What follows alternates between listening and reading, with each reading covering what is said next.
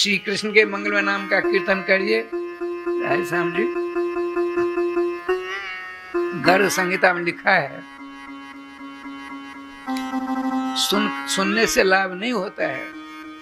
जयदेव गोस्वामी जी ने कहा है, कहत सुनत सबका हित होई। लेकिन वास्तविक यदि आप कल्याण के पूर्णतया भाजन बनना चाहते हैं तो सुनी हुई बात को हृदय में उतार लीजिए। देखिए क्या लीला होती है। ठाकुर जी की कृपा से मैं बता रहा था, वो जो गोपी थी उसके आज सास भी चली गई बाहर, पति भी चले गए, ननद भी चली गई, कोई नहीं, अकेले बूढ़ा है ससुर। संजोग की बात देखिए, ससुर साहब के नंगोटिया साथी पुराना, एक पुराने गोप आ गए, बहुत दिनों बाद आए, मिलकर बड़े दोनों को आनंद आया। अब राय समस्या आई, ये कभी नहीं आए थे, आज आए हमारे मित्र प्रवर। अब बाबरी है, कैसी रसोई करी भगवान जाने। आपने कहा बहू बात में चली गई, देखो हमारे मित्र आए हैं, कभी नहीं आए थे। आज तेरी अम्मा भी नहीं है, तेरी ननद नहीं है, कोई नहीं है, रसोई बना लोगी? हाँ पिताजी बनाऊंगी, बढ़िया बनाऊंगी। तो पूरी साग हलवा 2-3 साग बना दो, खीर बना देना, जो आप कहें हम सब बना देंगे। अब मन तो उसका, मन तो मेरा हट लिया गोविंद राधे श्याम ने, मन तो भगवान के पास में है। तो कैसे पूरी बनाई, कैसे हलवा बनाई, कैसे खीर बनाएगी?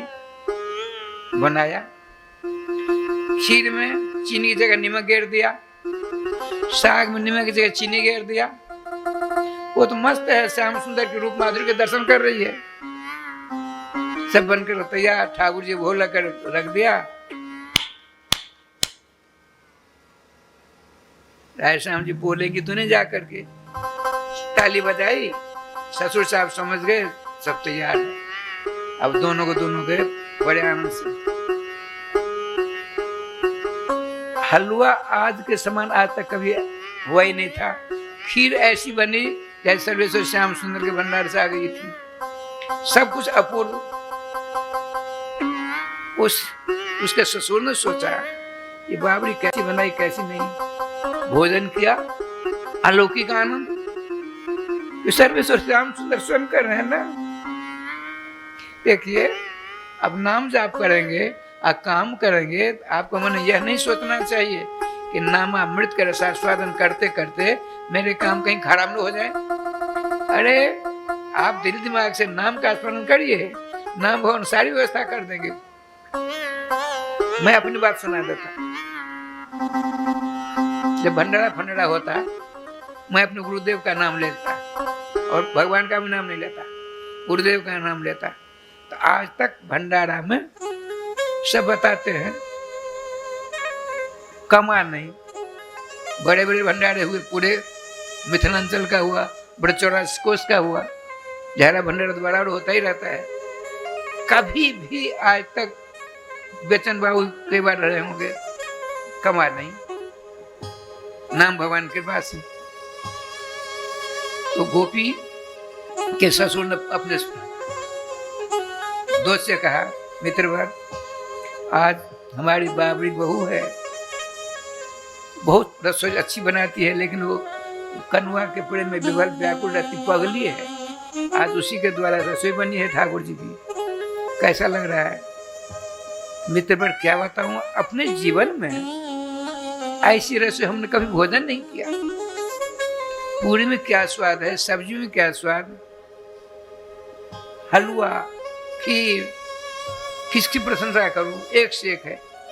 देखा वो गोपी तो बाबरी, जिसके नाम और लीला धाम के पीछे वो अपने आप को जय गोपाल कर रखी थी, वह तो चिंतित है कि इसके ससुर के मित्र आए हैं, ऐसी रसोई होनी चाहिए, जीवन का गुण खाया नहीं हो, करके दिखा दिया।